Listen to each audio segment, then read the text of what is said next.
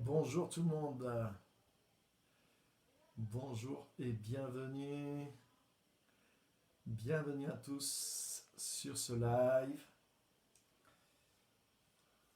Bienvenue. Bonjour tout le monde. Bienvenue à tous sur ce live. Ouh, j'espère que vous allez bien. J'espère que vous allez bien. Je fais des petits réglages parce que j'ai dû changer d'endroit. On a eu des petits problèmes dans notre local. Donc, j'ai pas un aussi beau décor que d'habitude. Mais on vous reçoit quand même. Donc je fais, voilà, super. Bienvenue à tout le monde. J'espère que vous êtes en forme. Et on va avoir un temps vraiment super ensemble. Aujourd'hui, bienvenue à tout le monde. Voilà, super. J'essaie de cacher mon radiateur. Voilà. Alléluia. Bienvenue tous et toutes. Pasteur Simone, Geneviève, Pascal, bienvenue à tous. Ok, voilà, je vous ai là aussi. Bienvenue à tout le monde. Wouhou. Ouais, on a eu des petits soucis sur notre local. On a été inondé par les orages. Donc là, il y en a encore une équipe qui est en train de travailler pour évacuer l'eau, l'humidité qui est rentrée dans le local. Donc voilà, on a du travail. Travail en plus. Voilà. C'est pour ça. Ça va le décor? Ah bah ok, merci. Voilà, j'ai arrangé un petit peu. Mais bon, l'important, c'est vous. Voilà, super, bienvenue Christophe, Ludivine. Salut à tous, bienvenue. C'est super, Laurent, bienvenue aussi. Ok, c'est super. Eh bien, on va pas tarder, bien sûr. Et on va bientôt commencer notre live. Donc juste pour donner quelques petites nouvelles aussi, j'avais dit que j'allais vous donner des nouvelles un petit peu du livre aussi. On en a parlé l'autre fois, le livre Manifester le Royaume. Donc le livre est chez l'imprimeur. Donc ça y est, les fichiers sont arrivés là-bas. Et excusez-moi. Ok. Excusez-moi, il y a eu un petit bug. Voilà. Ouais, donc le livre est chez l'imprimeur et le livre devrait pas tarder à sortir aussi. Donc je suis très content d'avoir finalisé. Et en fait, c'est un livre qui va être beaucoup plus important que ce que je pensais au départ, qui va être comme celui de Ne vous contentez pas d'exister, hein, au niveau de la taille et de la densité. Et franchement, je suis content du livre. Il y a vraiment un contenu dedans. Il y a 17 chapitres dedans. Et chaque chapitre peut vous ouvrir vraiment toute une dimension aussi pratique. Il y a beaucoup de choses dans le livre, il y a beaucoup de choses qui peuvent restructurer, appliquer. C'est pas juste de l'édification, mais c'est vraiment pour construire. On peut construire sur les choses qui sont dans le livre. Donc je suis très content de ce qui va se passer, de sa sortie. Donc je vous dis pas tout. Il y a des bonnes surprises. Et normalement, si tout va bien, d'ici 2 semaines, 3 semaines maximum, la version papier sera disponible dans nos églises. Youhou! Donc la version Kindle sera plus rapide aussi, c'est-à-dire le livre en numérique, hein, la version Kindle, mais les autres versions papier, voilà, vont pas tarder et je suis content parce que c'est du lourd, c'est un livre qui est fondateur, qui pose des choses nouvelles, qui remet certaines choses en question aussi, qui ouvre une autre dimension. Donc j'ai hâte qu'il sorte et qu'il puisse être lu et de voir vos commentaires, vos réactions aussi. En tout cas, sachez qu'il est déjà chez l'imprimeur, donc c'est fini.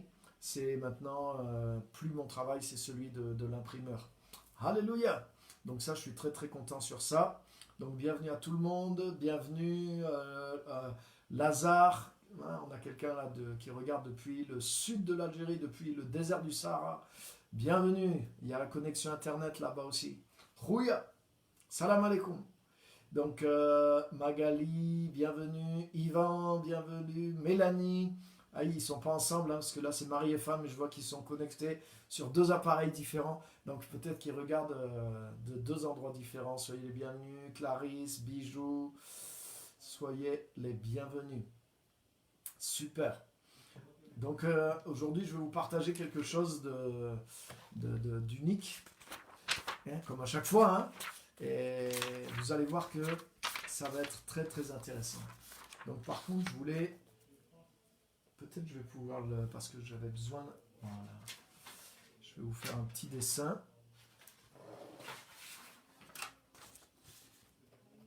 Si je trouve mon matériel. Voilà, c'est super. Et je vais pouvoir faire mon illustration malgré que je ne sois pas dans mes conditions de départ. J'espère.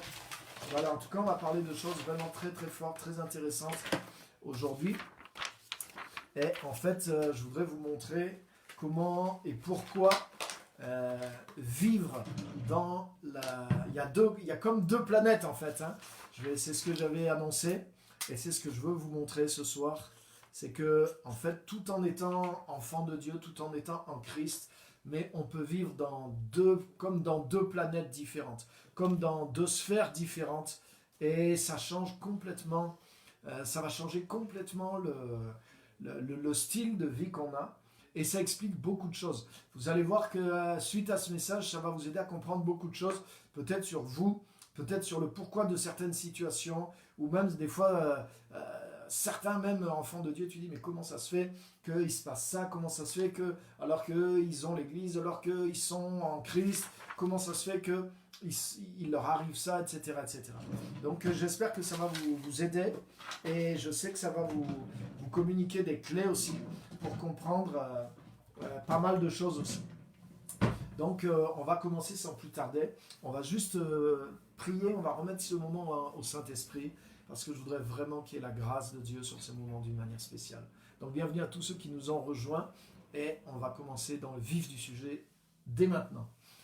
Seigneur, merci pour ta parole, merci pour cette grâce de te connaître, merci pour chaque personne qui est réunie ici en ton nom et merci vraiment de toucher nos cœurs, merci de nous révéler la vérité, de nous révéler la parole et de transformer nos vies parce que nous avons besoin de toi, nous avons besoin de te connaître et de te suivre et nous voulons grandir en toi et pouvoir faire ta volonté.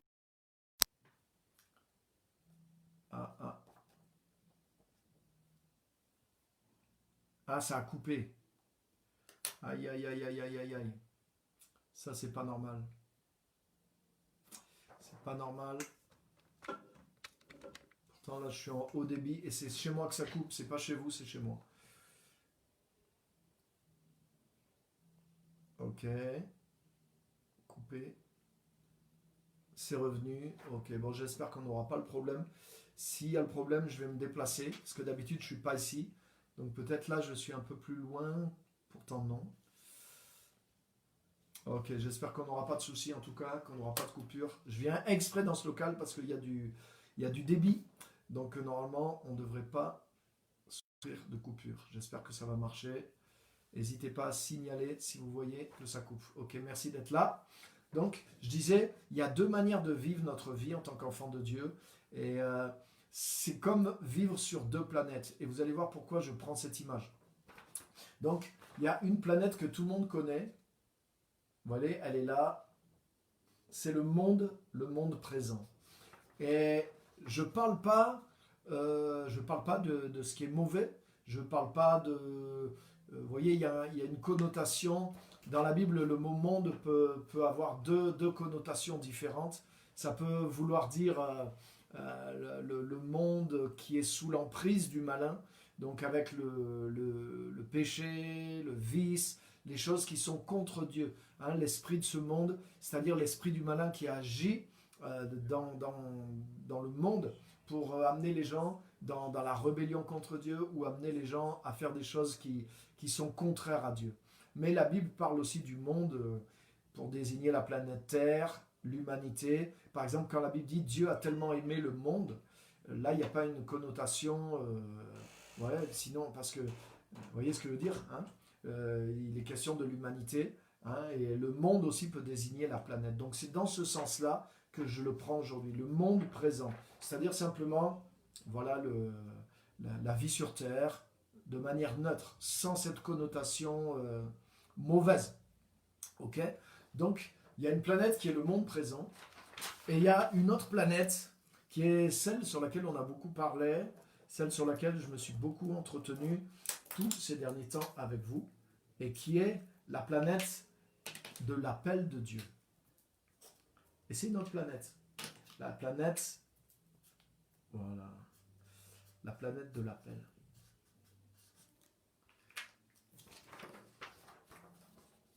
Vous voyez, même moi qui suis mauvais en dessin, j'y arrive. Donc, rappelez-vous de ça, il y a deux manières, et c'est comme deux planètes. Pourquoi je dis ça?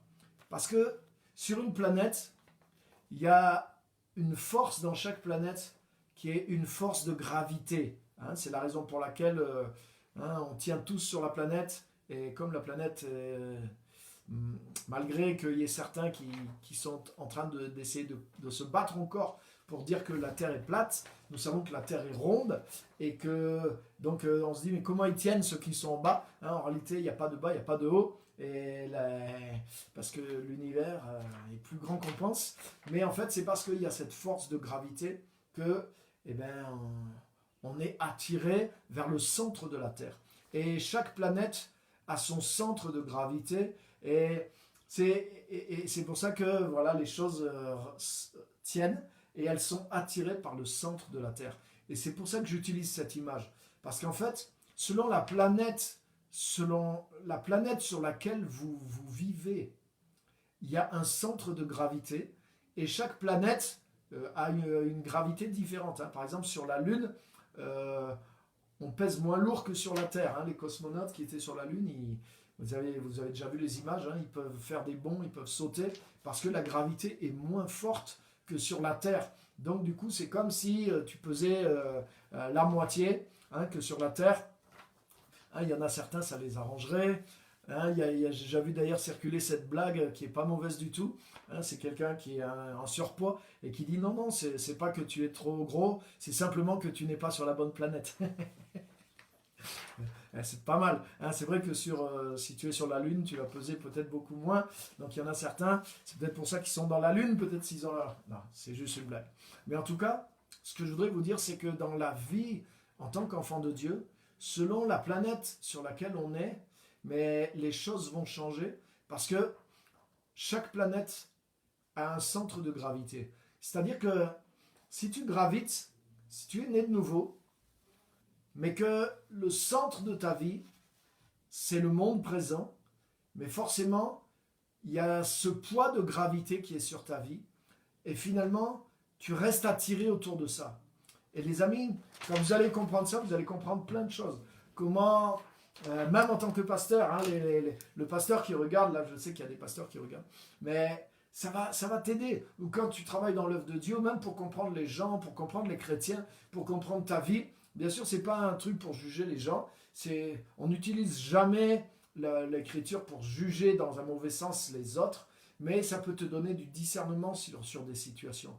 Et tu peux dire, ah mais je comprends maintenant pourquoi il y a toujours ces choses-là qui viennent et qui se reproduisent dans ma vie ou dans telle vie, parce qu'en fait, tout dépend du centre de gravité dans lequel tu es. Tout dépend de l'épicentre sur lequel tu as fixé ta vie. Donc tout dépend de la planète sur laquelle tu as choisi de vivre. Et ça, c'est tellement important.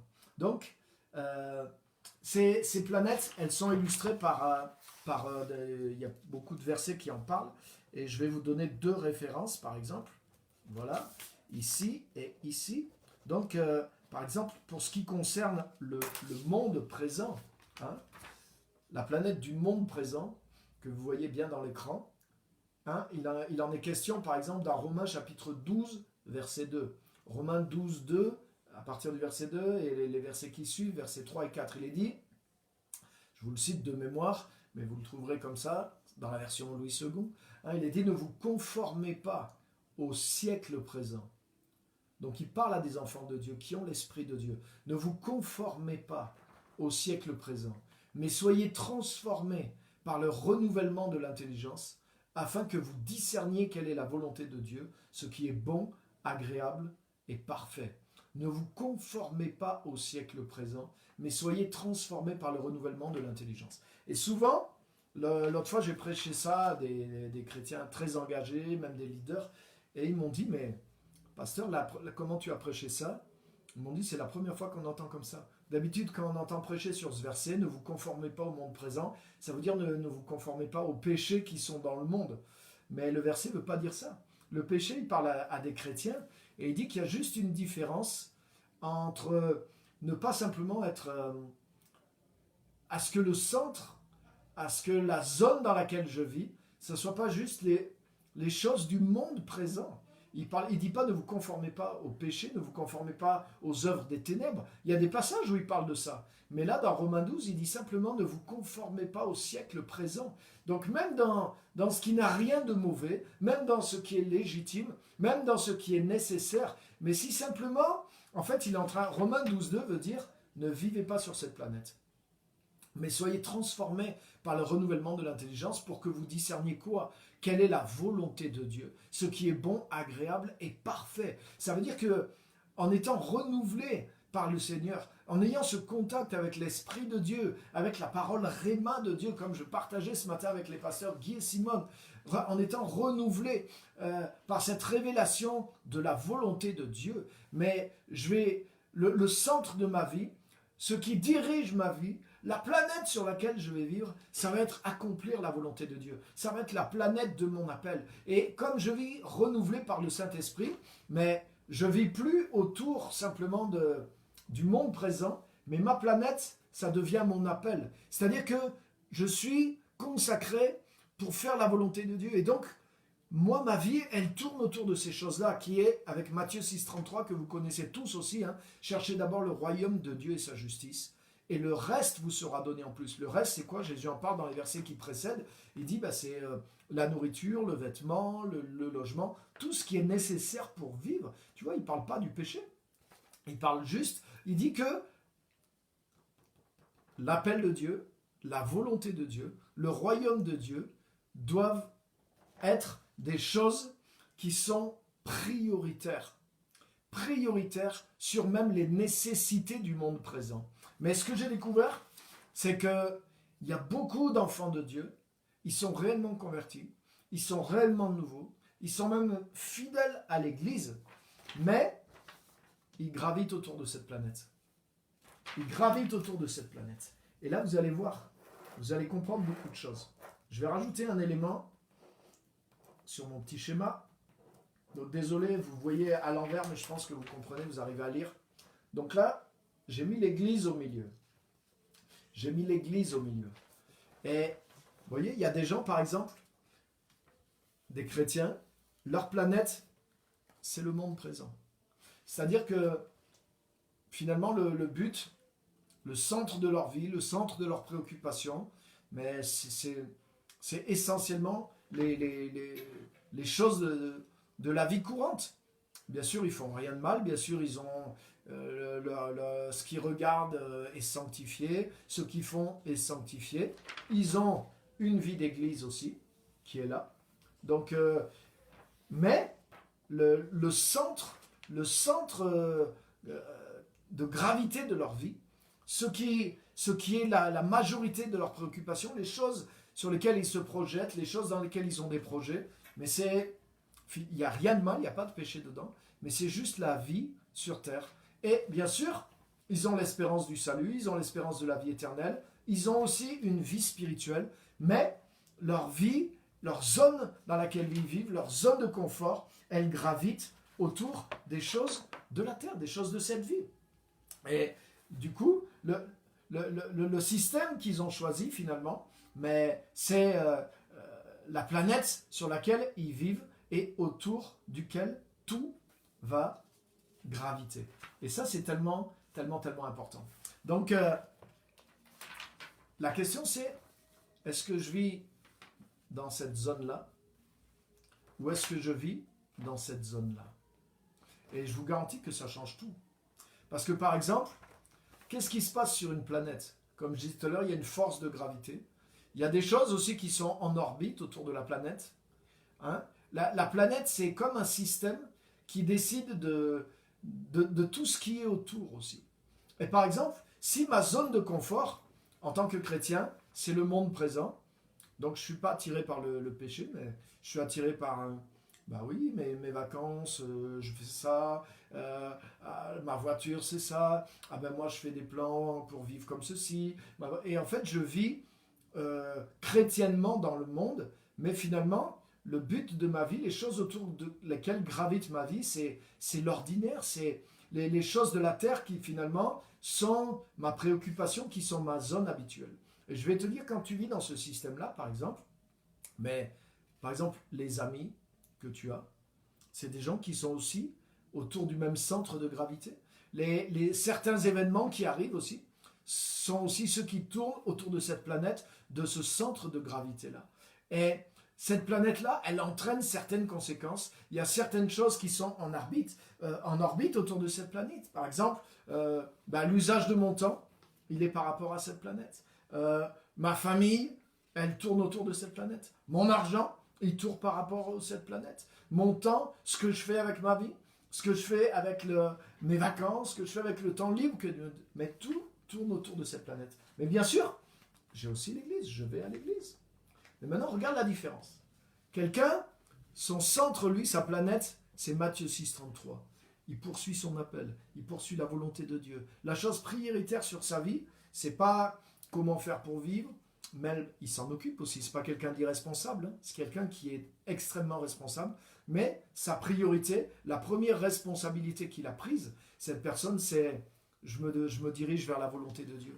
Comme Jésus a dit. Jésus n'a pas dit de négliger le reste, mais il a dit cherchez d'abord le royaume de Dieu et sa justice. Faites de ça votre priorité. Mais même quand c'est pas clair, même quand c'est pas net, même si tu sais pas encore à quoi ça va t'amener, mais ça doit être ta recherche. Je dois rechercher le royaume de Dieu, je dois rechercher la volonté de Dieu dans tous les domaines de ma vie, que ça soit pour mon travail, que ça soit pour mon mariage, que ça soit pour mon temps, et je veux faire la volonté de Dieu. C'est-à-dire que je cherche à accomplir ses desseins, je cherche à accomplir ses buts, je cherche à accomplir la mission que Dieu a confiée aux chrétiens, la mission que Dieu a confiée à l'Église. Je cherche à servir Dieu, et c'est le but réel de ma vie. Donc quand c'est mon but, quand c'est ma priorité de faire la volonté de Dieu et que j'ai orienté absolument toute ma vie dans ce sens-là, mais là, ça me change de planète. Je vous garantis, tu vis plus sur la même planète. Et quand tu es dans cette planète-là, toi aussi tu vas à l'église. Toi aussi tu vas à l'église. Et quand tu es à l'église, les gens, pendant qu'ils sont à l'église, il y a des gens qui sont dans cette planète, ils sont à l'église. Mais il y a des gens qui sont dans cette planète, ils sont à l'église aussi. Mais pourtant, ils ne vivent pas sur la même planète. Et pourtant, leur vie n'est pas orientée pour les mêmes choses. Par exemple, là, hein, on en parlait avec les pasteurs aujourd'hui, mais par exemple, pendant le confinement, il y a des gens des deux planètes, pendant 2 ou 3 mois, ils n'ont pas pu aller à l'église. Mais par exemple, quand tu vis sur cette planète, tu n'as pas pu aller à l'église, mais tu sais quoi, le centre de ta vie, c'est ton appel. Le centre de ta vie, c'est faire la volonté de Dieu. Donc, tu as continué de prier, tu as continué de lire ta Bible, et tu as continué de faire la volonté de Dieu, tu as continué de servir, tu as continué d'annoncer l'évangile, tu as continué de faire les œuvres que Dieu t'appelle. Bon, il y en a certaines que tu faisais dans l'église, tu n'as pas pu les faire, mais ça ne t'a pas enlevé de planète parce qu'il n'y avait pas l'église. Par contre, ceux qui sont ici, le fait qu'il n'y avait plus l'église, mais qu'est-ce qu'il leur reste de réellement spirituel? Qu'est-ce qu'il leur reste de... Tu vois ce que je veux dire? Et ça fait que... Et il y a des personnes qui sont sur cette planète, des enfants de Dieu, ils sont sur cette planète, mais le fait qu'ils n'ont pas eu l'église là, mais c'est comme si là, ils sont totalement dans le vide spirituellement. C'est comme s'ils sont... ils sont désœuvrés, spirituellement, il n'y a plus de colonne vertébrale dans leur vie. Parce que finalement, c'est l'Église qui est là, non seulement qui leur donne même un sens de service, mais même qui leur donne un sens de nourriture spirituelle, de survie spirituelle. Et vous voyez ce que je veux dire? Et donc, il y a une vraie différence. Pourtant, tout le monde, vous voyez, sur cette planète, les gens vont à l'église aussi. Et sur cette planète, les gens vont à l'église aussi. Sur cette planète, les gens sont des enfants de Dieu. Sur cette planète, les gens sont des enfants de Dieu. Mais la zone dans laquelle ils vivent, c'est pas la même. C'est pas la même. L'autre fois, j'en parlais aussi, par exemple, Jésus, dans Jean chapitre 4, il dit ma nourriture est de faire la volonté de celui qui m'a envoyé et d'accomplir la mission pour laquelle il m'a envoyé. Ma nourriture.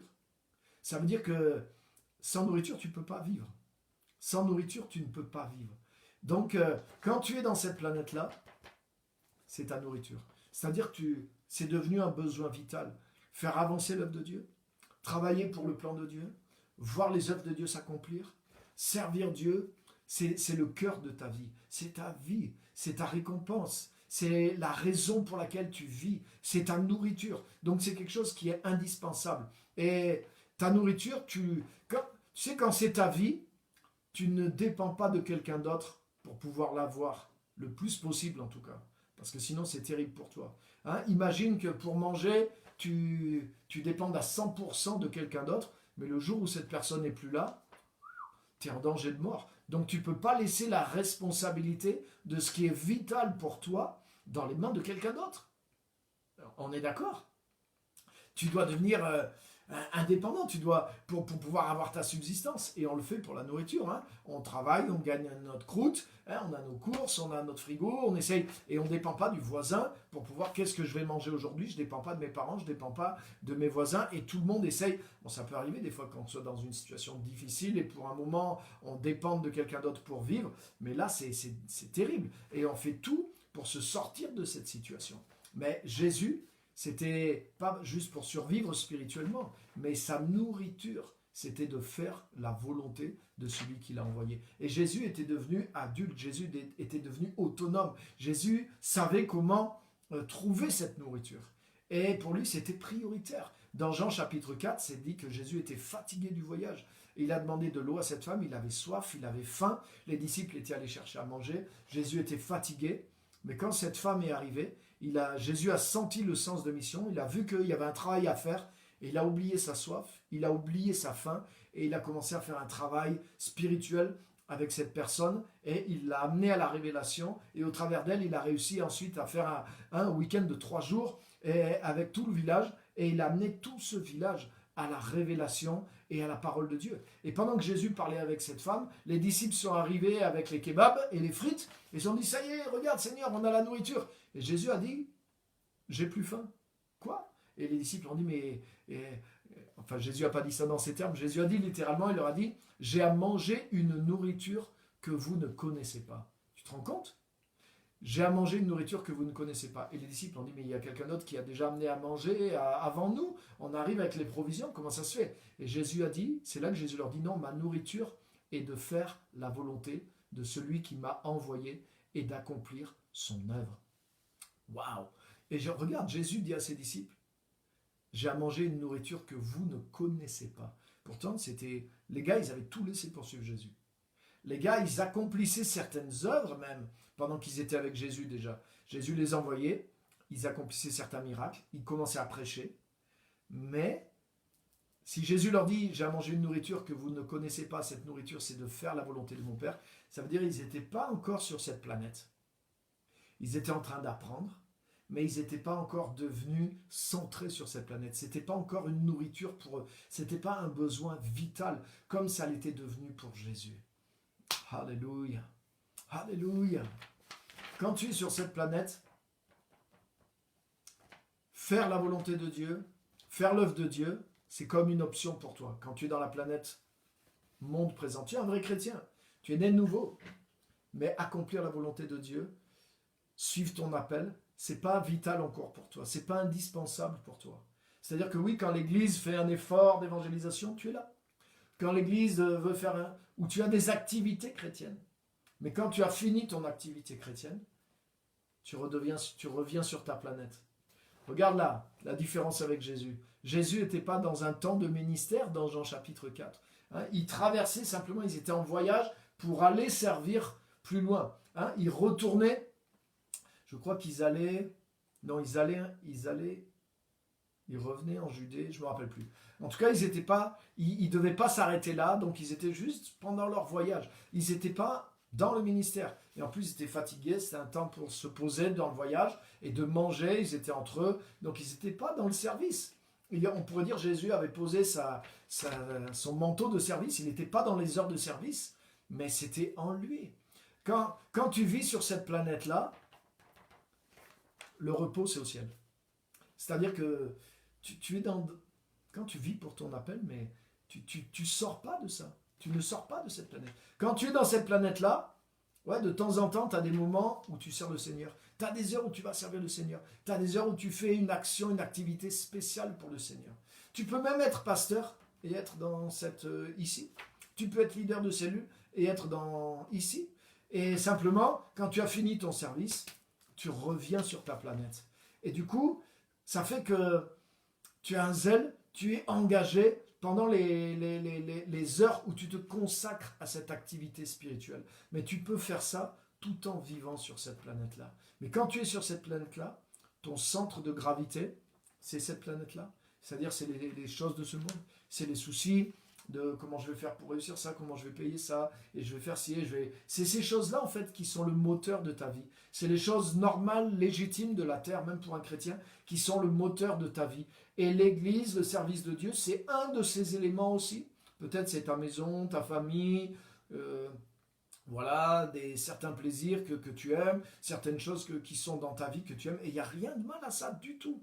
Et au contraire, c'est des choses, c'est des dons de Dieu. Mais ces choses-là sont le moteur principal de ta vie. Et tu vis sur cette planète. Et donc tu gravites autour de cette planète.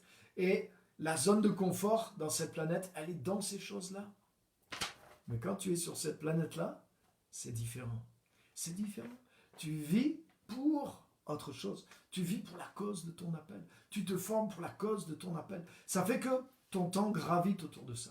Les gens que tu fréquentes gravitent autour de ça. Les activités que tu as gravitent autour de ça. Même quand tu te reposes, même quand tu prends du temps pour toi, mais c'est pour te ressourcer par rapport à ça. Ça gravite autour de ça. Même si tu prends du repos, mais c'est pourquoi? C'est pour avoir la forme, pour pouvoir exercer plus loin. Ça fait partie de tout ça. Tout est inclus par rapport à ce qui est le centre de ta vie, à ce qui est réellement la zone dans laquelle tu vis.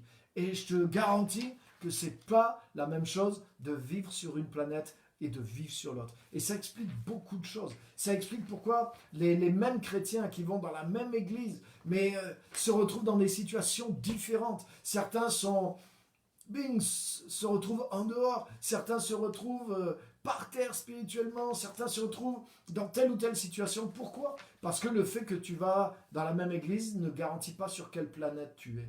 Tu peux être dans la même église, tu peux avoir un engagement dans la même église, mais en réalité, ne pas vivre tout à fait sur la même planète et vivre sur toutes deux planètes qui sont différentes et vivre pour des choses qui sont différentes, vivre pour des préoccupations qui sont différentes. Et ça, c'est quelque chose qui est dans le cœur, qui est dans le temps, qui est dans la vie, qui est dans ce que les personnes ont décidé de faire avec leur vie.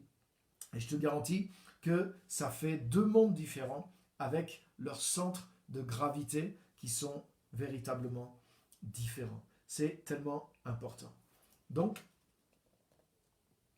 ce que je voudrais vous montrer, c'est que il y a deux manières différentes de vivre sa vie en tant qu'enfant de Dieu. Et je vois le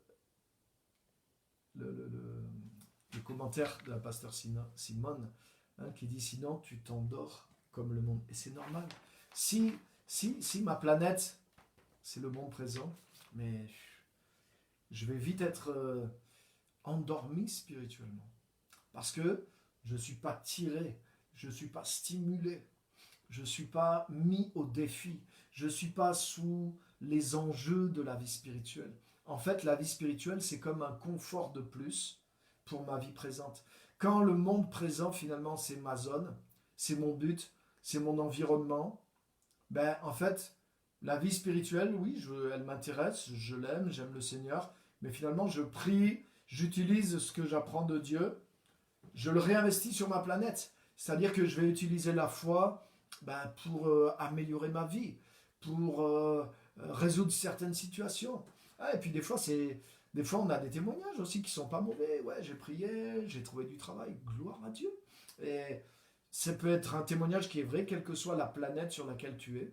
Mais des fois, sur la planète du monde présent, les chrétiens n'utilisent la foi que pour se faciliter la vie dans le monde présent. Et finalement, la vie spirituelle, elle te sert à pas grand-chose. Parce que les non-chrétiens, ils y arrivent aussi dans le monde présent. Même s'ils sont fous, même s'ils ruinent des fois leur vie de famille, même si Dieu ne les aide pas dans certaines choses. Mais il y en a qui ont une certaine réussite aussi. Et avec certains principes, il y en a qui s'en sortent très bien aussi. Mais ce que je voudrais te dire, c'est que toute l'énergie du Saint-Esprit, toute la gloire du Saint-Esprit, tout l'appel qui est sur ta vie, c'est quand tu es dans la planète de l'appel que ces choses-là vont se libérer, que ces choses-là vont manifester leur gloire et leur puissance. Parce que c'est là qu'est le défi. Hein, le Saint-Esprit ne nous a pas été donné simplement pour réussir notre vie sur terre, mais le Saint-Esprit, il vient pour qu'on soit les témoins de Jésus-Christ, pour qu'on puisse accomplir les choses pour lesquelles nous avons été sauvés, car nous sommes son ouvrage. Hein, rappelez-vous la semaine dernière ce qu'on a vu, la définition du salut. Nous sommes son ouvrage, Éphésiens 2, 8 à 10. Nous avons été créés en Jésus-Christ pour des œuvres bonnes que Dieu a préparées d'avance pour que nous les accomplissions. Ça veut dire que le but de la régénération sur terre, ce n'est pas notre salut. Non. Nous avons été créés en Jésus-Christ. Donc nous sommes régénérés pour des œuvres bonnes que Dieu a prévues, pour que nous les accomplissions. Donc ces œuvres bonnes, c'est pas de temps en temps pendant que tu es sur cette planète, une fois tous les 4 ans, Dieu te demande de faire quelque chose. Ou Dieu te demande un hobby chrétien. Bon, mais ça serait bien que tu t'occupes, que tu donnes 2 heures de ton temps par semaine comme bénévole pour faire tel service dans l'église. Ça, c'est pas mauvais. On a besoin d'aide pour que l'église tourne et ça rend service à Dieu et tout, c'est bien.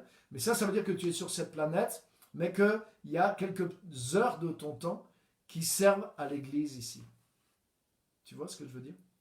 Mais quand la Bible dit Dieu nous a créés pour de bonnes œuvres qu'il a préparées d'avance, c'est pas juste quelque chose de ponctuel. C'est un plan dans lequel notre vie va s'investir et dans lequel notre vie entière va s'exprimer. Dieu ne nous a pas recréé 10% de notre vie, ou Dieu n'a pas créé une partie de notre vie pour qu'elle serve le Seigneur. Donc Dieu nous a régénérés entièrement pour qu'on puisse accomplir le plan qu'il a pour nous. C'est exactement comme Jésus.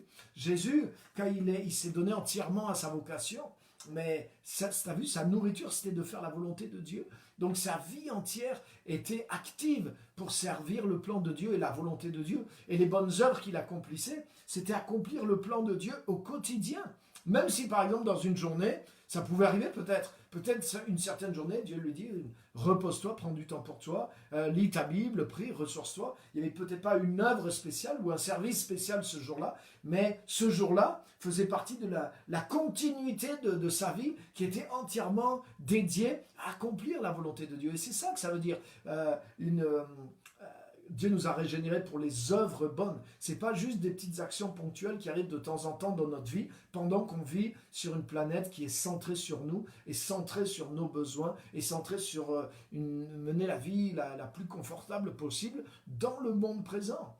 Non, c'est mener la vie qui accomplit vraiment la volonté de Dieu. Et je voudrais vous dire qu'il y a même des niveaux dans l'accomplissement de la volonté de Dieu.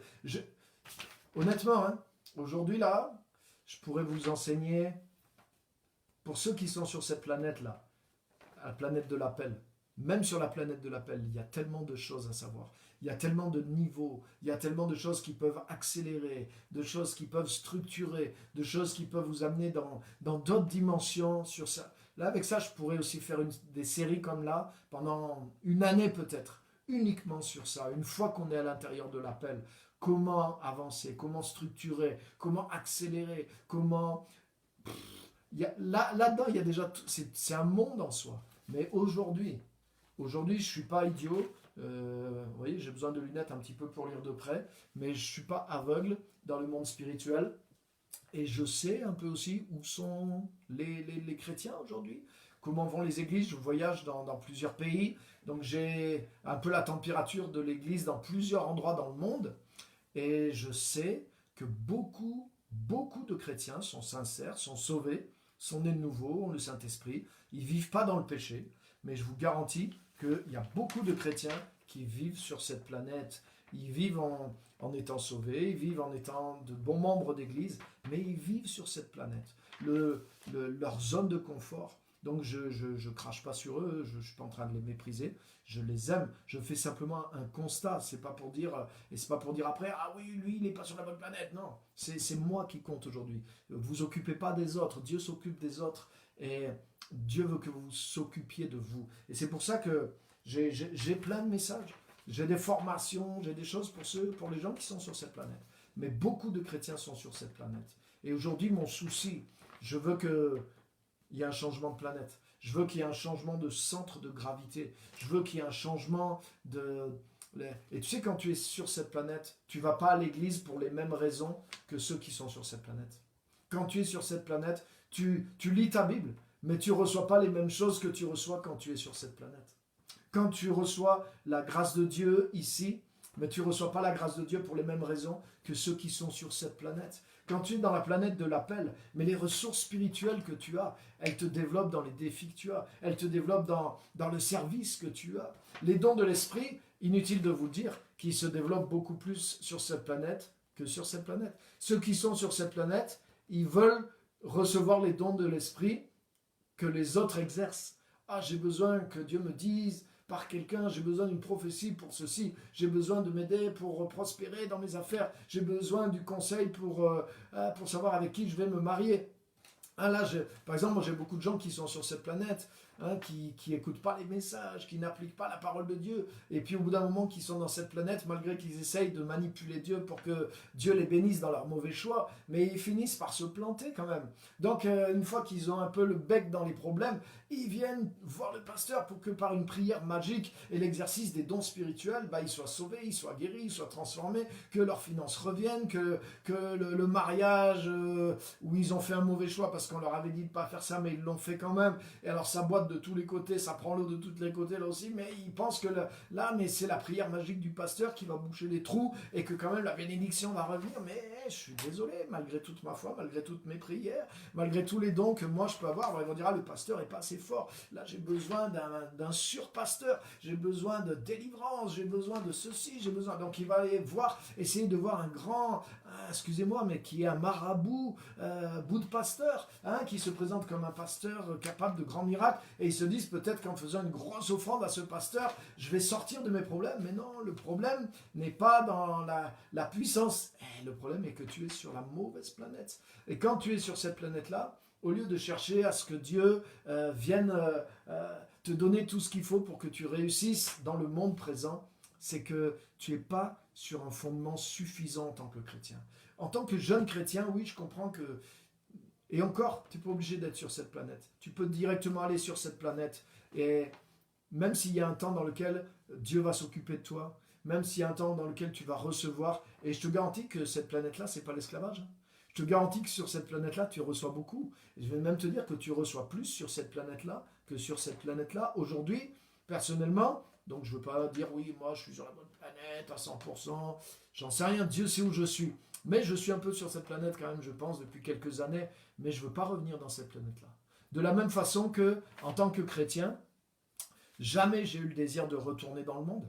J'ai eu des difficultés spéciales en tant que chrétien, amen, mais j'ai jamais regretté ce que j'ai laissé dans le monde, parce que je sais ce que vaut le monde, et je sais ce que vaut la vie en Christ. Et non, je préfère la difficulté de la vie en Christ à tous les plaisirs qu'il y a dans le monde, et je ne vais pas retourner en arrière, et je ne regrette pas ce que j'ai laissé dans le monde. Mais de la même façon, je sais ce qu'il y a aussi sur cette planète en tant que chrétien, et je sais la différence qu'il y a ici, et je préfère vivre sur cette planète. Je préfère être défié dans l'œuvre de Dieu, je préfère être à souffrir même dans l'œuvre de Dieu pour des choses qui sont difficiles, des choses que je porte, des responsabilités supplémentaires que j'ai, des défis supplémentaires, des crève-cœurs supplémentaires, parce que tu as d'autres soucis, tu as d'autres déceptions, mais aussi tu as de grandes choses qui t'arrivent ici, parce que Dieu t'utilise, tu grandis en tant qu'enfant de Dieu. Là, ce que tu as reçu à la nouvelle naissance sert à quelque chose, ça sert à rien, tu n'as pas besoin d'être rempli du Saint-Esprit, tu n'as pas besoin de dons de foi pour vivre, pour savoir qu'est-ce que tu vas acheter à Carrefour, et comment tu vas payer tes factures à la fin du mois. Des fois, ça arrive, hein, tu as besoin d'un miracle. Mais en général, si tu vis juste pour le siècle présent et que tu arrives à trouver une petite routine, mais tu arrives à t'en sortir et finalement, ta vie spirituelle n'est pas défiée et c'est pour ça qu'elle ne grandit pas. Et finalement, tu deviens pauvre spirituellement parce que tu n'enrichis pas les autres alors qu'il y a le potentiel du royaume de Dieu en toi. Et devenir grand dans le royaume, ça veut dire servir les autres. Ça veut dire chercher non seulement les ressources du royaume de Dieu pour toi, mais chercher les ressources du royaume de Dieu pour bénir les autres, pour être une bénédiction, pour que le plan de Dieu s'accomplisse au travers de ta vie. Alléluia! Alléluia! J'ai écouté le témoignage d'un pasteur et il disait ceci, et j'ai vraiment aimé, ça illustre ce que je suis en train de dire. Il disait, vous avez sûrement entendu tous ces témoignages de chrétiens, de serviteurs de Dieu, qui disent, j'étais dans telle situation, j'avais plus de voiture, ou j'avais besoin d'une voiture pour le Seigneur, ou pour le travail que je fais pour le Seigneur. Et là, j'ai prié, et il y a eu un miracle. Quelqu'un est venu vers moi, et il m'a donné une voiture. Waouh! Ou il m'a donné quelque chose pour lequel j'avais besoin, que ce soit pour ma vie personnelle, ou même pour servir le Seigneur dans le domaine dans lequel il m'a appelé, et c'est dans n'importe quel... Et on a tous entendu des témoignages comme ça, et peut-être vous avez vécu certains témoignages. Moi, j'ai vécu certains témoignages. On m'a donné plusieurs voitures. Ce n'était pas des voitures neuves, mais c'était des voitures qui roulaient et qu'on m'a donné. Mais c'était extraordinaire. Et des moments où j'avais besoin, et des fois, et j'étais pas en train de crier sur les toits ou sur Internet, comme il y en a certains qui font, je suis chrétien, mais là j'ai des problèmes. Est-ce que des chrétiens dans le monde entier pourraient m'envoyer une voiture? Non, ça s'appelle faire la manche sur Internet, ça. C'est pas la foi, mes amis. Non, moi je demandais rien à personne. Je vivais en France, par exemple, et j'avais besoin d'un véhicule. Et Dieu le savait. Et des chrétiens que j'avais perdu contact depuis des années, qui vivaient en Suisse, qui m'appellent, il dit on vient de changer de voiture et Dieu nous a mis à cœur de te donner notre ancienne voiture. Et ils m'ont donné leur ancienne voiture. Et waouh, ça c'est des miracles. Et vous voyez, c'est des choses comme ça fortifie, ça pourvoit à nos besoins. Et le pasteur, il racontait ce genre de choses et il disait, on a tous ce genre de témoignage-là. Il disait, mais ma prière aujourd'hui, moi je veux, dans ce genre de témoignage et d'histoire, je ne veux pas être celui qui reçoit la voiture, je veux être celui qui donne les voitures. Alléluia. Alléluia. Je veux être celui qui donne les voitures. Et ça, c'est ça, le fait de changer de planète. C'est bien d'avoir reçu une prophétie, mais c'est mieux quand c'est toi qui as donné la prophétie. Quand tu as donné une parole de connaissance, que tu as donné une parole prophétique, quelqu'un a été guéri. Quelqu'un revient te voir, des fois tu ne le sais même pas, moi des fois je ne le sais même pas. Des fois c'est des mois après, j'apprends. Ah oui, pasteur, ma vie a changé, il y a 3 ans, tout ça. Puis dans le témoignage, mais en fait, quand je suis venu dans votre église, vous avez donné cette parole de connaissance. Et ça a été une parole décisive pour ma vie. Ça a réorienté ma vie. Et depuis plusieurs années, ma vie s'est reconstruite. Wow. Donc c'est cool quand tu reçois. Mais Jésus a dit, il y a plus de bonheur à donner qu'à recevoir. C'est comme dans la boxe. Ceux qui pratiquent la boxe, ils connaissent ça. Il y a plus de bonheur à donner qu'à recevoir. C'est juste une blague. Mais dans le ministère, c'est tellement vrai. Et quand tu vis la planète du monde présent, tu es préoccupé par recevoir. Et finalement, tu draines une partie de l'onction, des dons des autres, même des ministères, des fois, qui sont dans l'église, pour recevoir, pour te faire du bien, pour te consoler. Moi, je vois, il y a des gens, des fois, par exemple, pasteur, ils veulent du temps avec toi, ils veulent parler avec toi, parce que, tu as toujours une parole d'encouragement, donc ça leur fait du bien. Mais, amen, et moi, je le fais, j'aime bénir les gens, mais il y a des gens, au bout de 20 ans qu'on leur donne un petit biberon, ils devraient avoir changé de planète. Et c'est eux maintenant qui doivent donner du biberon, et pourquoi pas même de la viande, de la nourriture solide, les dons de l'esprit à d'autres. Et ils pourraient donner du temps, de leur amour, etc. Mais c'est sur cette planète que ça se place. Quand tu rentres dans la planète de ton appel, et rappelle-toi, chaque planète a une force de gravité. Autour de chaque planète, il y a des choses qui tournent en orbite. Et ça explique plein de choses. Pourquoi il y a des chrétiens qui ne décollent pas? Pourquoi il y a des chrétiens qui n'arrivent pas à sortir d'une certaine mentalité? Pourquoi il y a des chrétiens, c'est toujours le même genre de personnes qu'ils fréquentent, toujours le même genre de vie qu'ils ont? Parce qu'ils sont sur la mauvaise planète. Et autour de cette planète, mais la force de gravité, elle te retient sur cette planète. Si tu n'as pas décidé ta vie pour ton appel, et que tu es dans le monde présent, mais c'est la force de gravité du monde présent qui te tient. Donc forcément tes désirs, ton temps, tes amis, ton argent, tes pensées, tes préoccupations, tourne toujours autour de la même chose, sauf que de temps en temps, tu vas à l'église. Donc excuse-moi, mais c'est comme quand tu prends de la drogue, hein. J'ai connu un peu ce que c'est la drogue. Mais quand tu prends de la drogue, tu es dans le monde comme tout le monde, tu vas à l'école ou tu travailles comme tout le monde, sauf de temps en temps, boum, tu prends ton petit shoot et tu t'évades et tout en étant dans le monde, tu vis dans une dimension parallèle. Mais beaucoup de chrétiens, c'est ça. Ils vivent pour le monde présent. Leur, bien sûr, c'est pas un but qui est avoué, mais la réalité de leur vie, c'est ça. Ils construisent des gens ils vivent comme les gens du monde, sauf que ils ont enlevé le péché. Donc c'est bien, ils ont le salut et ils ont une vie d'église. Donc comme mon drogué, de temps en temps, il s'évade un peu du monde. Ben là, malgré que ton centre de gravité, malgré que tout te rattire là, malgré que tu es pris carrément par cette planète parce qu'elle te retient vers son centre, mais de temps en temps, tu t'évades et tu as une petite onction, tu as une petite impression, tu as des paroles. Mais, les amis, le but de nous, les ministères, et c'est pour ça, le pasteur Pierre, il prêche toujours sur ça. Le pasteur Pierre, mais il veut toujours qu'on soit dans l'appel. Le pasteur Pierre, il veut toujours nous mettre au travail. Le pasteur Pierre, oui, je veux vous faire changer de planète. Parce que le but des ministères dans Éphésiens chapitre 4, vous lirez ça chez vous, des versets 11 à 15, il est dit que les apôtres, les prophètes, les pasteurs, les évangélistes, les pasteurs et les docteurs, leur but c'est d'équiper, écoutez bien ça, d'équiper l'ensemble du corps, l'ensemble de l'Église pour l'œuvre du ministère. Ça veut dire que le ministère, les ministères dans l'Église, ce n'est pas les 5 ministères. Les 5 ministères, ils équipent le corps pour que le corps entier soit dans son ministère. Donc ça veut dire que notre but, c'est non seulement de vous amener sur cette planète, mais qu'une fois que vous êtes dans cette planète, on vous aide à vous équiper pour que vous soyez des tueurs, dans le bon sens du terme, dans votre planète, que vous soyez forts, que vous soyez puissants dans votre appel, quel que soit votre appel. Je ne parle pas de ce que vous allez faire pour l'Église, je parle de ce que vous allez faire pour Dieu dans le monde, dans votre appel, avec votre temps. Mais quand tu es sur cette planète, elle a sa propre force de gravité. C'est-à-dire que quand tu vis pour ton appel, tu fréquentes plus les mêmes gens, tu rencontres plus les mêmes gens, tes amis, ton cercle d'amis change, ton temps tourne autour d'autre chose, tes pensées tournent autour d'autre chose, les préoccupations du monde, bien sûr tu dois t'occuper de ta vie sur terre, mais ça passe après. Cherchez premièrement le royaume de Dieu et sa justice et le reste vous sera donné. Ça veut dire que quand tu vis sur cette planète, quand tu as fait ta priorité de cette planète, tu ne négliges pas le reste, tu es responsable. Mais il y a un arrangement de Dieu spécial qui fait que Dieu t'aide pour les autres choses.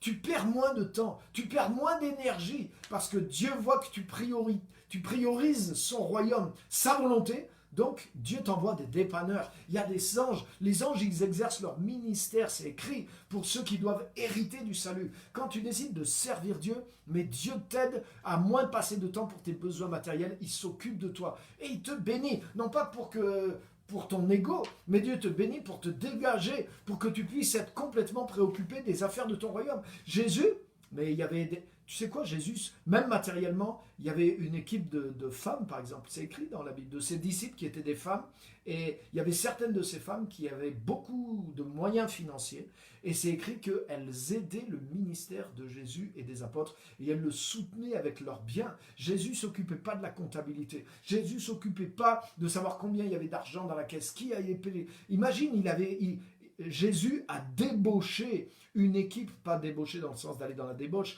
il les a enlevés de leur boulot, des gars qui avaient une famille, mais Jésus n'était pas un irresponsable. Jésus a sorti 12 gars, il les a pris en formation à plein temps avec lui, et les gars, ils avaient une entreprise. L'apôtre Pierre, il avait une entreprise de pêche, et il avait une femme, et c'est écrit, et ils avaient certainement des enfants, c'était pas des célibataires de 18 ans, c'était des mecs responsables, des pères de famille, et comment leur famille vivait. Mais tu sais quoi? Jésus savait que le royaume de Dieu était avec eux. Et ces gars travaillaient à fond pour le royaume. Jésus les a pris et ça fonctionnait. Ils allaient dans des endroits, ils avaient à manger, et même c'est eux qui multipliaient les pains, qui nourrissaient les autres des fois. Jésus payait l'impôt dans le ventre du poisson, etc., etc. Et en fait, le royaume de Dieu travaillait aussi matériellement. Et il y avait cette équipe de gens qui étaient avec Jésus, de femmes en particulier, il y en avait sûrement d'autres, mais la Bible nous montre celle-là, il y en a une, c'était la femme de l'intendant du roi. Donc je pense que toucher un bon salaire. Et l'intendant du roi, peut-être lui, il avait des contacts avec des grossistes, les gens qui fournissaient, etc. Et elle aussi, peut-être elle travaillait avec ces gens, peut-être il lui livrait du pain, peut-être ils avaient des adresses, je ne sais pas. Mais tu as vu, il y avait des arrangements prévus par le royaume de Dieu pour que Jésus, avec son équipe, puisse s'en sortir et qu'il puisse faire l'œuvre du ministère. C'est pas extraordinaire ça? C'est extraordinaire. Et alléluia! Et il y a des gens, même je suis sûr que ça fait partie de leur appel aussi. Il y a des gens, pour eux, produire de l'argent, c'est aussi facile que pour moi prêcher un message. Mais c'est clair, il y a des gens, ils ont une maîtrise du monde des finances. Pour eux, produire quelques milliers d'euros, c'est aussi facile que pour moi préparer un message et prêcher un message, ou que de recevoir une parole de Dieu pour quelqu'un, parce que c'est leur expertise. Et Dieu peut susciter des chrétiens à faire ces choses-là, et à aider d'autres, et en même temps qu'ils font encore d'autres choses eux-mêmes pour Dieu en plus. Donc il y a quantité de dons, il y a quantité d'appels. Mais les 5 ministères, pasteur, évangéliste, apôtre, prophète, docteur et pasteur, leur rôle, c'est d'équiper tous les chrétiens pour l'œuvre du ministère. Autrement dit, pour que vous, en tant qu'enfant de Dieu, vous soyez non seulement sur la planète de l'appel, mais que vous deveniez performant dans votre appel, que vous deveniez fort dans votre appel, pour que vous accomplissiez l'œuvre du ministère, c'est-à-dire d'accomplir la volonté de Dieu sur terre, de gagner des âmes à Christ, de prêcher l'évangile, d'établir le royaume de Dieu sur terre. Ça, c'est les choses que seule l'Église est capable de faire. Et le rôle des 5 ministères, c'est d'équiper toute l'Église pour que l'Église accomplisse ce ministère. Aujourd'hui, on a inversé les choses. Aujourd'hui, on pense que le rôle de l'Église, c'est de soutenir financièrement les 2 ou 3 qui sont à plein temps dans l'église pour qu'eux, ils accomplissent leur ministère. Comme si ceux qui ont le ministère, c'est important et nous, on est juste là, on est condamnés à être dans cette planète-là pour pouvoir soutenir les 2 ou 3 qui ont un appel. Non. Les 5 ministères, c'est comme les premiers qui sont rentrés dans l'appel et qui viennent équiper maintenant tout le corps pour que tout le corps soit à fond dans son appel. Mais son appel, c'est pas forcément pasteur, évangéliste, apôtre, prophète.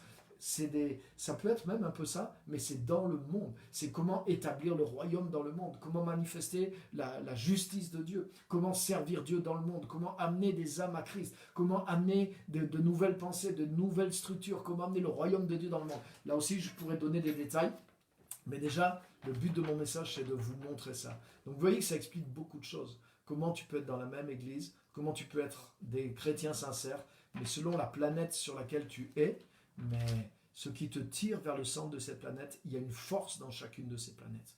Et quand tu es dans la planète de l'appel, il y a une force qui est sur toi. Parce que ça te tire vers des défis, ça te pousse de l'avant. Et la vie de l'esprit qui est en toi, elle est faite pour fonctionner sur cette planète. Donc il y a quelque chose qui se passe en toi, il y a quelque chose qui grandit en toi, quelque chose qui se développe en toi. Et même si tu payes un prix pour vivre sur cette planète, mais tu deviens quelqu'un d'autre en vivant sur cette planète. Donc c'est ce que je voulais partager avec vous ce soir. Donc je regarde vos commentaires et j'aimerais répondre à vos commentaires et à vos questions. Donc il y a vraiment une différence. Alléluia. Donc il est dit, prenons la fusée et changeons de planète. Amen. Et on peut le faire, hein. C'est un choix, c'est une décision de vivre sur telle ou telle planète. Hein. Personne n'est obligé d'être sur cette planète. C'est pas Dieu qui prend les chrétiens et qui dit à toi tu seras sur celle-là. Non, non, non, non, non. Hein. C'est une image, mais c'est à nous de choisir. Quand Jésus nous dit cherchez d'abord le royaume de Dieu et sa justice et tout le reste vous sera donné en plus, vivez prioritairement pour servir, pour votre appel, pour accomplir la volonté de Dieu, mais ça veut dire que c'est un choix. C'est à nous de faire le choix de vivre prioritairement cette vie-là. Maintenant, des fois, pour aller de certaines planètes à une autre, il faut un certain temps. C'est un voyage. Des fois, tu transitionnes parce que tu apprends, tu renouvelles ta façon de penser. Il y a des choses aussi qui sont installées dans ta vie. Des fois, tu dis, ah ouais, mais là, ça va me demander peut-être de changer, peut-être même le travail peut-être dans lequel je suis, ou peut-être changer d'endroit, changer de fréquentation. Donc ça, un changement de planète, ça prend du temps. Mais si déjà tu te décides pour t'orienter vers l'autre planète, c'est déjà faire tout ce que tu peux pour vivre sur l'autre planète. Et c'est déjà ça. C'est déjà ça. Et c'est la clé, les amis. C'est la clé. Hein? Et soyez transformés par le renouvellement de l'intelligence pour pouvoir discerner la volonté de Dieu. Amen. Je prends mon vaisseau et j'arrive. Alléluia, on t'attend. Il y a un pas à faire entre les deux. Voilà la planète. La planète du monde présent te tient captif, alors que l'autre t'élève et te bénit pour ton appel. Et c'est vrai. Et je vais te dire, quand tu vis dans la planète de l'appel, c'est difficile de t'endormir. Par exemple, quand tu as mal aux dents, c'est dur de dormir, non? Vous avez remarqué ça. Mais honnêtement, là, je ne veux pas vous décourager, mais quand tu es dans la planète de l'appel, il y a du défi. Hein. Il y a toujours des enjeux. Il y a des choses que tu portes. Tu ne portes pas juste la responsabilité de ta vie, tu la portes aussi. Mais tu portes la responsabilité d'autres choses que Dieu te confie. Des fois, d'autres personnes aussi qui sont là, là, là. Donc tu apprends à te décharger sur le Seigneur, mais quand même, il y a des choses qui te tirent en avant. Il y a des défis, il y a du travail, il y a des besoins aussi. Quand tu vois les besoins vers lesquels Dieu t'envoie, quand tu vois une certaine misère, parce que Dieu t'envoie toujours pour soulager les souffrances d'une partie d'autres, tu es toujours au service d'une partie de l'humanité. Mais quand tu vois ces choses-là, ça t'atteint, ça te touche, ça te défie. Mais tu quoi? C'est difficile de t'endormir spirituellement. Parce qu'il y a toujours des besoins. Et des fois, même quand tu as fini, les besoins arrivent d'eux-mêmes. Et du coup, tu dois repartir. Et quand tu repars, la force de Dieu est enclenchée à l'intérieur de toi. Et tu te rends compte que tu as plus de force que tu pensais pour servir.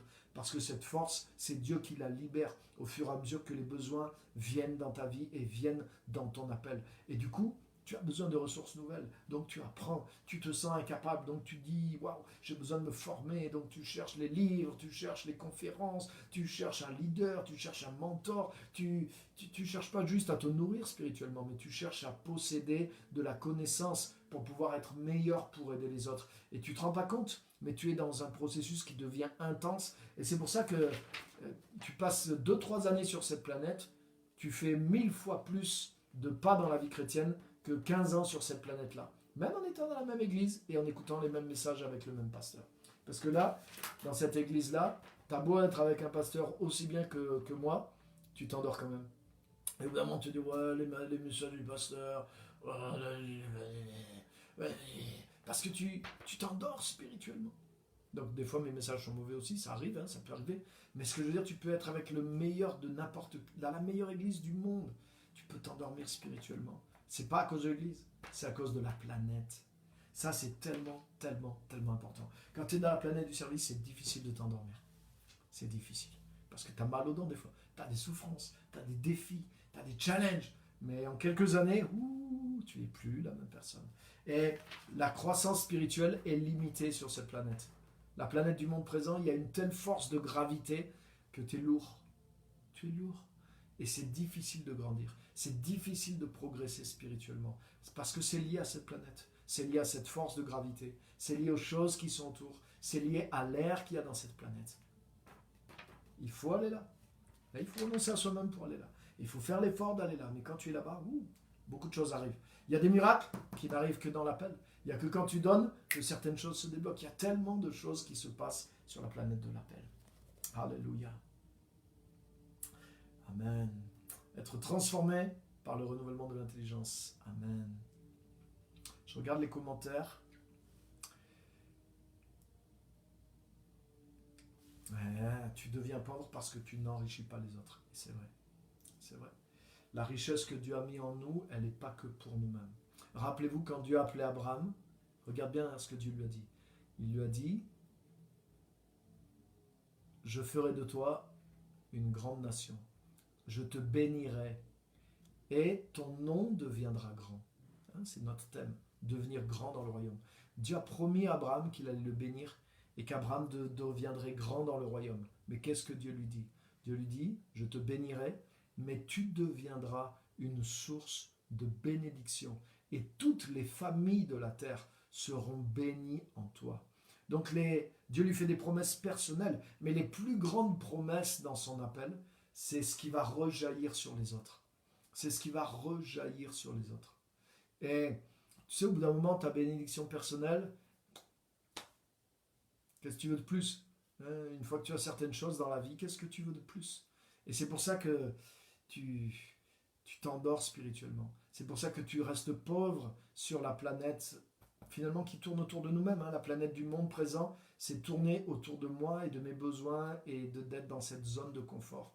Mais quand tu tournes pour ton appel, mais ta joie, c'est de voir l'œuvre de Dieu, c'est de voir les autres avancer, c'est de voir la bénédiction que Dieu fait passer par toi, enrichir les autres. Et du coup, la richesse n'est pas simplement pour toi, de la richesse de Dieu, mais c'est une richesse qui enrichit les autres, qui amène quelque chose dans le monde. Et c'est là la plus grande des richesses qui peut t'arriver. Et tu te rends compte que le vrai trésor, c'est celui que tu donnes aux autres. C'est en bénissant les autres, c'est en accomplissant la volonté de Dieu, en servant que tu t'enrichis. En enrichissant les autres, tu t'enrichis. Et en voulant simplement t'enrichir toi, tu t'appauvris. Et c'est vrai. Et c'est vrai. Et tout ça est multiplié. Quand tu vis dans la planète de l'appel, mais c'est ce qui se passe dans cette planète. Et les gens qui vivent sur cette planète, c'est l'air qu'ils respirent. Donc c'est normal. Et finalement, ça crée un cercle vertueux. Parce que les choses qui gravitent autour de cette planète, elles te stimulent toujours plus à fonctionner selon cette planète-là. Alléluia. Amen. Donc je regarde les commentaires. Certains, oui, ils restent à l'étape du salut, mais pas la responsabilité d'être chrétien. Amen. Et j'aime l'expression, la responsabilité d'être chrétien. Et c'est tellement vrai. C'est pas juste mon salut, ma bénédiction sur terre, mais la responsabilité d'être chrétien. Je suis la lumière, comme Jésus a dit. Il a dit à ses disciples, vous êtes la lumière du monde. Donc oui, la lumière te fait du bien à toi, mais la lumière, elle est destinée à d'autres. Donc il y a une responsabilité, parce qu'on est comme les premiers à avoir quelque chose par rapport à d'autres, par rapport aux générations qui viennent, par rapport à ceux qui nous entourent, par rapport à un monde qui a des... Il y a des choses qui sombrent dans le monde, parce qu'il n'y a pas la lumière de l'évangile, il n'y a pas le royaume de Dieu qui est là, et c'est le royaume des ténèbres qui influence des gens et qui détruit des situations. Alors que nous, on peut amener d'autres principes, on peut amener d'autres lumières, on peut amener d'autres fonctionnements et réparer. On peut sauver entièrement des pans du monde, de nos sociétés qui s'effondrent parce qu'il n'y a pas de sagesse, il n'y a pas de lumière, il n'y a pas de valeur, il n'y a pas de droiture, il n'y a pas d'intégrité, il n'y a pas les valeurs de Dieu dedans. Et c'est nous la solution, c'est nous la lumière du monde. Alléluia. Donc ça c'est fort, la responsabilité d'être enfant de Dieu. Amen. Amen. Oui, quelqu'un dit, ça me fait penser, Bethel, hein, quand je disais l'autre fois, en parlant de l'église, entre Luz et Bethel, c'est le même endroit, mais c'est la dimension cachée de l'église qui est Bethel, que Dieu révèle. Et c'est exact, oui, c'est exactement ça. C'est-à-dire qu'il y a, hein, quand tu peux être dans la même église, mais il y en a, ils sont à Bethel et d'autres sont à Luz. Et c'est vrai que si tu vis dans le monde présent, tu risques d'être plus souvent à Luz qu'à Bethel. Ou de temps en temps, bien sûr. Il n'y a que là où, quand tu es dans la planète du monde présent, mais il n'y a que quand tu touches l'église qu'il y a un petit peu de réconfort du ciel qui vient et qui touche ta vie. Mais ça ne suffit pas. Dieu ne t'a pas fait naître de nouveau juste pour que tu aies de temps en temps un petit contact quand tu viens à l'église pour être béni, pour être rafraîchi spirituellement et maintenir la flamme de ton salut en vie. Non, le plan de Dieu, c'est plus que ça. C'est que ta vie entière rentre dans l'appel. Ta vie, mais aussi ta famille avec toi. Les gens qui sont autour de toi, ton entourage. Parce que quand tu es sur cette planète-là, c'est comme si ça augmente. L'intensité de Dieu augmente dans ta vie. Et même si tu ne le fais pas exprès, mais tu influences les autres qui sont autour de toi. Parce que là, ta vie devient une démonstration. Ça ne veut pas dire que tu ne fais pas d'erreur. Tu es autant imparfait sur cette planète que sur celle-là. Tu n'es pas un meilleur chrétien sur cette planète que sur celle-là. Et tu fais plein d'erreurs en voulant accomplir ton appel, et des fois, ça se voit. Mais tout le monde voit aussi que ta consécration est là, que tu ne vis pas pour les mêmes raisons, tu ne vis pas pour les mêmes choses, tu ne te trompes pas sur les mêmes choses, pour les mêmes raisons. Même si tu te trompes là, tu te trompes pour des raisons d'une autre valeur, d'un autre niveau, et tout le monde le voit. Tout le monde voit la différence. Et tu sais quoi, les gens qui te voient vivre ici, même les non-chrétiens qui voient vraiment ta vie, ils vont te respecter. Parce qu'ils vont dire, ça c'est une personne qui vit réellement ce qu'elle croit. Moi, personnellement, j'ai du respect pour les gens qui vivent selon leurs convictions. Même si c'est des convictions qui ne sont pas les miennes, j'ai du respect pour ces gens-là. Parce qu'ils se battent. Il y a quelques temps, je termine par ça, hein, dans un cadre particulier. Hein, peut-être ceux qui écoutent vont se rappeler de la situation. Mais on s'est retrouvés dans une réunion, il y avait de la famille, il y avait des collègues, il y avait beaucoup de gens qui étaient là. Et il y avait des gens qui travaillent et qui sont dans le milieu gay, lesbienne, etc., etc. Et c'est pas tous les chrétiens qui savent aborder ces gens-là, parce que des fois, malheureusement, c'est délicat, et je comprends aussi, hein, il y en a qui n'ont pas la maturité en tant que chrétiens, il y en a qui sont légalistes aussi, et qui ne savent pas s'y prendre, et du coup, ça finit de séparer tout le monde. Et je rends grâce à Dieu que les personnes qui avaient arrangé les choses, ils savaient que j'allais avoir le minimum de sagesse, et donc volontairement, ils m'avaient mis à table, j'étais placé à table avec une dame. Et cette dame, elle est ouvertement lesbienne, et elle s'est mariée carrément avec une autre femme. Et c'est pas une femme de 18 ans, hein, c'est une femme d'un certain âge. Et c'est des gens qui sont hyper engagés au niveau associatif, et même qui font des choses pour le bien des gens que nous, en tant que chrétiens, on est loin de faire, je vous garantis. Et même au niveau de leur conviction du mariage homosexuel, etc., ils l'ont fait, ils n'étaient pas obligés de le faire. Et là, même ce jour-là, ils l'ont affiché. Mais franchement, moi j'ai du respect pour ces gens-là. Parce qu'ils n'ont pas honte des valeurs qu'ils défendent. Et ils se battent pour ces valeurs-là, et même pour de bonnes valeurs pour l'humanité, des fois à plus haut niveau que des chrétiens de mon église ne font pas. Et j'étais avec ces gens-là, mais c'était des gens vraiment intelligents, des gens sensés. On a partagé. Moi, je me suis approché en plus avec un cœur ouvert, et j'ai eu l'occasion, même parce qu'ils ont entendu la prédication ce jour-là, et beaucoup ont été touchés parce qu'ils ont vu que l'évangile, c'était pas du tout l'image qu'ils en avaient eue. Et aussi, j'ai eu le contact personnel avec ces gens-là, et j'étais pas du tout ni dans le jugement, alors que je savais qu'ils savaient qui j'étais, et ils savaient que je savais qui ils étaient aussi.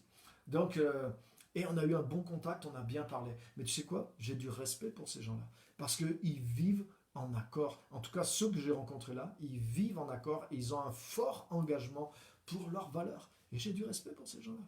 Et des fois, les chrétiens, tu sais, quand tu vis sur cette planète-là, même ceux qui sont non chrétiens, ils savent ce que devrait être un chrétien. Ils savent qu'un chrétien, normalement, il devrait être engagé, il devrait se battre pour certaines choses. Et tu sais, si tu es là, même des non-chrétiens ne te respecteront pas. Tandis que si tu vis sur cette planète-là, même si les gens sont anti-chrétiens, mais beaucoup de gens te respecteront. Parce qu'ils verront que tu vis à la hauteur de ce que tu crois. Ils croiront peut-être pas ce que tu crois tout de suite, mais ils respecteront parce qu'ils diront, waouh, cette personne, elle se donne vraiment pour ce qu'elle croit. Cette personne, elle est prête à engager vraiment sa vie. Quand elle donne sa parole dans une chose, elle le tient. Cette personne, elle est droite, elle est intègre, elle est à 100%. Et je te garantis que ça amène le respect dans la vie même des non-chrétiens. Alléluia. Donc je voudrais que, même si notre témoignage n'amène pas les gens à Christ, mais que notre témoignage et notre manière de vivre amènent le respect des gens, qui disent, mais ces gens-là, ouais, c'était des cinglés, mais ils vivaient vraiment pour les choses qu'ils ont dites. Ces gens, parce que malheureusement, il y a aussi le contraire. Il y a des gens du monde, ils fouinent dans la vie des chrétiens, même dans la vie des pasteurs, et force est de constater qu'ils ont des vraies raisons de dire, mais ces gens-là ne vivent pas ce qu'ils professent, parce qu'il y a du mensonge, il y a de la corruption, des fois il y a des problèmes sexuels, des problèmes de droiture, etc., etc. Donc plaise à Dieu que par notre manière de vivre, notre manière d'être consacré à notre appel, ferme la bouche de tous ceux qui disent quelque chose contre la cause de Jésus-Christ. Et que non seulement ça ferme la bouche de nos contradicteurs, mais que notre manière de vivre produise les œuvres de Dieu et amène beaucoup à voir que l'évangile est vrai, qu'il nous a transformés et qu'il a fait de nous des gens capables de vivre sur une autre planète et de servir Dieu et de servir notre prochain à 100%. Amen. Alléluia. Donc, je voudrais vous encourager, même si c'est un défi, mais venez vivre sur cette planète-là et vous allez voir la différence. Amen. Donc, merci à tous d'avoir été en ligne. Donc, je pense avoir vu les quelques commentaires, avoir répondu aux commentaires. Ouais, ceux que j'ai vus en tout cas. Ok.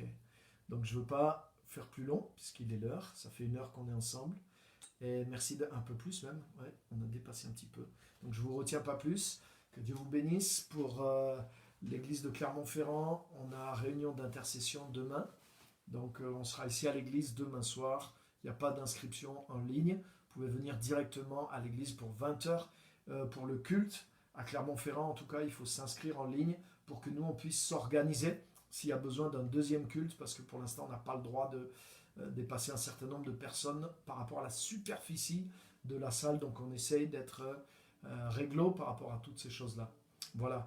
Donc, merci à tous. Que Dieu vous bénisse. À bientôt. Tous les jeudis à 18h30, on est là. Et à très bientôt. J'aurai l'occasion de vous présenter le livre qui manifestait le royaume, qui va sortir. Et là, je vous garantis que chaque chapitre aussi, c'est une restructuration.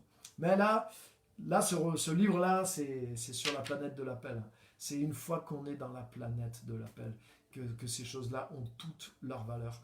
Donc je veux que tout ce qui m'écoute en ligne, c'est pas un message juste pour se faire du bien, c'est des messages, j'espère, qui vous dérangent un petit peu, mais c'est des messages qui vous donnent des clés pour dire, mais oui, je comprends maintenant. Pourquoi ma vie, pourquoi je patine, pourquoi je tourne en rond? Est-ce que tu es en orbite sur la bonne planète? Est-ce que la force de gravité qui te tire, peut-être tu luttes toujours avec certaines choses, mais parce que tu es dans la mauvaise planète. Mais si tu es sur la bonne planète, tu vas voir que ton centre de gravité, il t'attire toujours vers de bonnes choses. Parce que si tu t'es mis sur cette planète-là, ta vie tourne autour de ces choses-là. Alléluia. Et c'est très difficile pour des choses de t'enlever de cette planète quand tu es sur une planète. Donc, va sur la bonne planète et tu vas voir comment ta vie va tourner en orbite autour des bonnes choses. Donc, que Dieu vous bénisse et à très bientôt. Merci à tous d'avoir été là. Merci de votre fidélité. Vous pouvez partager bien sûr la vidéo, la réécouter, vous en imprégner et qu'elle vous aide à changer les choses qui ont besoin pour que nous puissions tous progresser. Merci à tous. Bye bye. Bye.